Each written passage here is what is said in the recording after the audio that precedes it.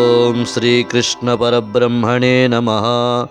శ్రీమద్భగవద్గీత అథ ద్వితీయోऽధ్యాయః సాంఖ్యయోగः. యామిమాం పుష్పితాం వాచం ప్రవదంత్యవిపశ్చితః వేదవాదరతాః పార్థ నాన్యదస్తీతి వాదినః.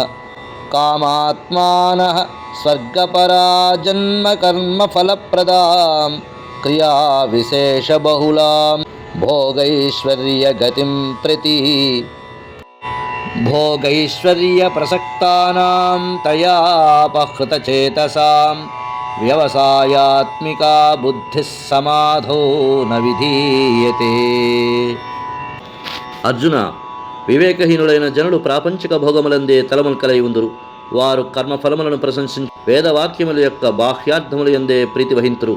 వాటి అంతరార్థముల జోలికి మాత్రము పోరు. స్వర్గమునకు మించినదేదియూ లేదనియు అది ఏ పరమ ప్రాప్యమనియు వారు భావింతురు. క్షణికములైన ప్రాపంచిక భోగైశ్వర్యములందరి ఆసక్తితో వివిధ సకామ కర్మలను ప్రోత్సహించుచు ప్రీతిని కూర్చి ఇచ్చుకపు పలుకులు పలికెదరు.